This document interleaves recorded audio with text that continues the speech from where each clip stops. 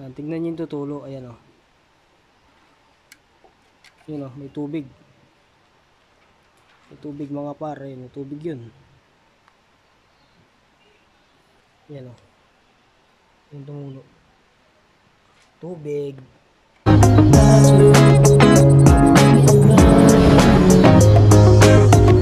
So yun, meron na naman tayong pasyente. Ayan. RC150. Ano po to? Lucky Star brand. So ayan. Mukha siyang rouser. So, yan, pagka i-start mo naman siya, may ano pa, battery. So, pag ni-start mo, one click lang naman eh. Ang kaso, pag ni-rev mo, wala na, patay na. Patay. So, yun. Kasi na-stuck daw to, kaya mula daw ata nun, naging problema niya na yan. So, madalas kasi pag na-stuck ang motor, madalas sa carb lang naman ang problema, linis lang, then goods na. Pero check pa natin lahat kung carb ba or sa kuryente or spark plug yan. Maigi kasi yung mag-check muna kaysa yung palit agad ng pyesa. Check muna. Ganyan. Kita niyo ba?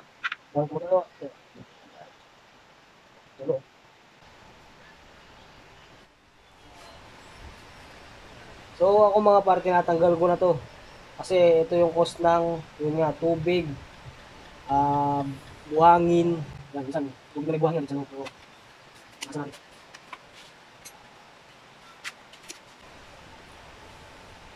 Check tayo ng kuryente kung gusto yung kuryente niya.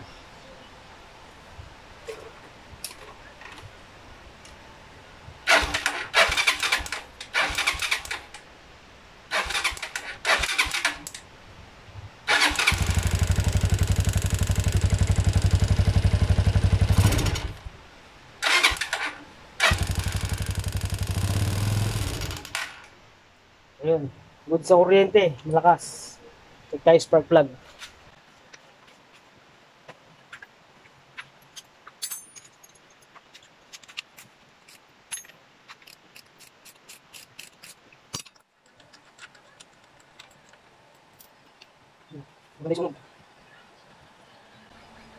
So yun, sa mga may ganito, tanggalin nyo na to kasi hindi naman nakakatulong sa ano natin to, sa ignition coil. Minsan yun din ang dahilan ng palya.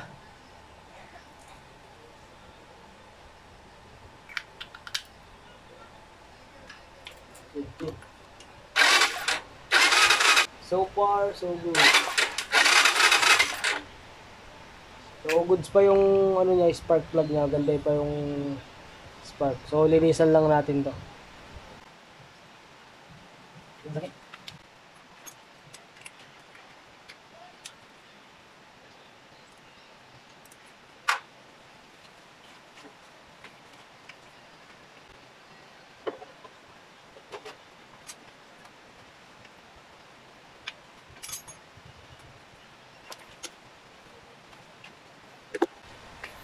Yan, pakita ko sa inyo. Ayusin natin yung ano, yung carb niya. Buksan natin, nilinisan natin yan, pati yung tangke kasi pakita ko sa inyo.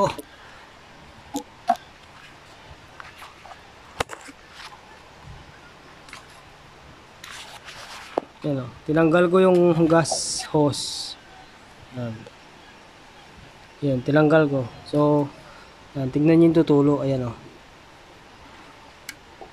Yan o, may tubig. May tubig mga pare. May tubig yun. Yan o. Yung tumulo. Tubig. 1 minute 37 seconds later.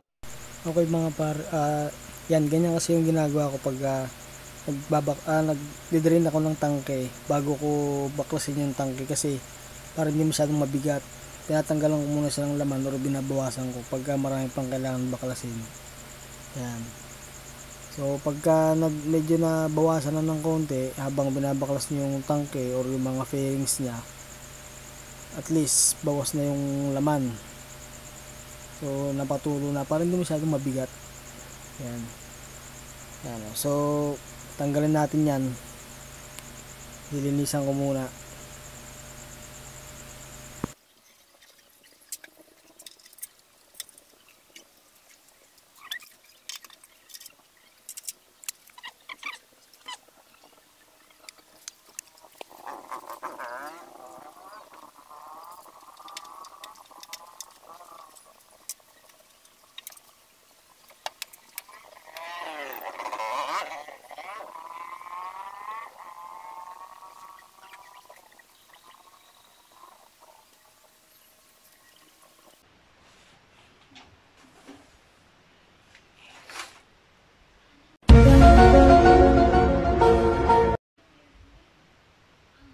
Yung puro tubig.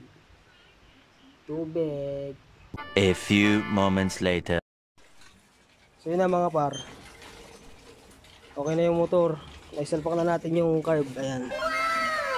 So, ito yung carb niya. Okay na siya. Tapos nilinisan natin yung tangke kanina. Di ba nga puro tubig. So yun. Ito yung under niya.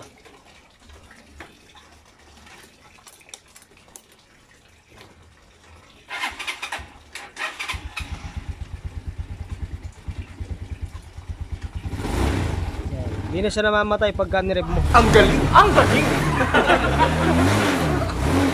Yan. So yun lang naman ang madalas na problema ng mga motor pagka yung na-stock. Kuwari na-stock sila. So madalas tubig pagka in-stock mo sila dun sa part na dun sa part na nauulanan. Yan. So yun, ayos na. Yung carb, nalinisan na natin yung loob. Tapos yung gas tank. Yan.